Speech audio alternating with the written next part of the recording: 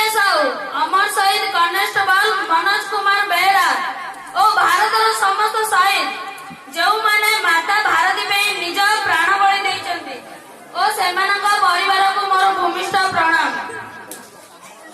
मंचासीन मुख्य अतिथि सम्माननीय अतिथि और विजयानंद बाटारार सभापति मोर गुरुजन मानक प्रणाम जणाई मोर वक्तव्य रखा जाऊँगी।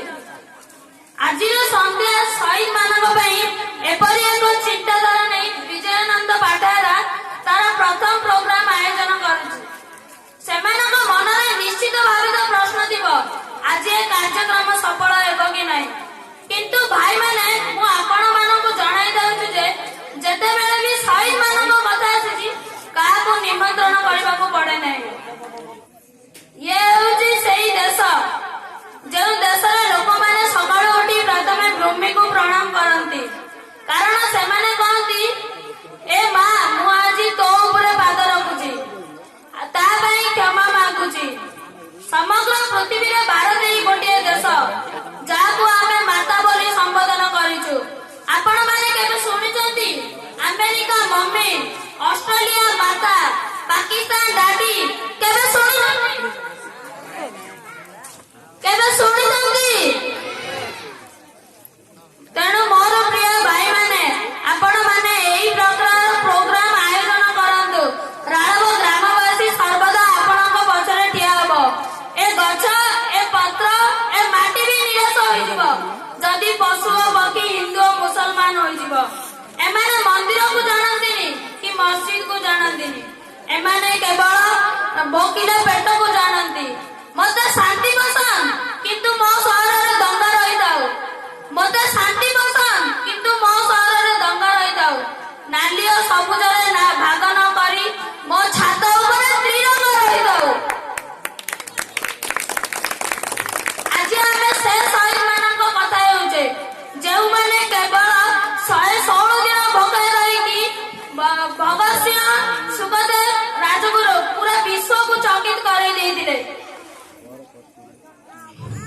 समाज रे एपरि भी किछि व्यक्ति अछंती जो माने कहबाकू भी बचाउ नांती जे भारतीय सेना बाहिनी केवल सरकारी अर्थ रे भोग विलास करंती।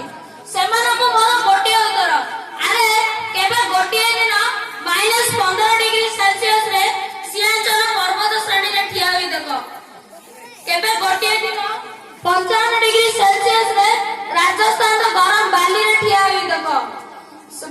जय भारतीय सेना समूह निष्ठा, वीरत्व और साहसिकता विषय में भल भाव जानी पारिबो।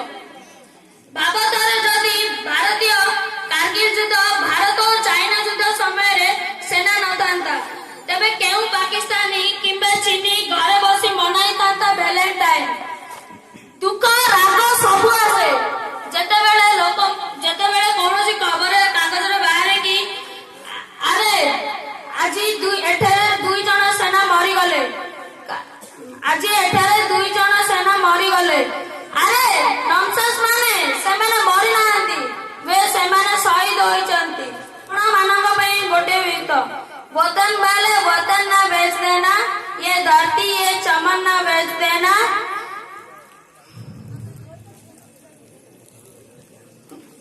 मु विजयानंद बाटारा समस्त सदस्य को मोर एति वक्तव्य कही वक्तव्य शेष करूँ। धन्यवाद।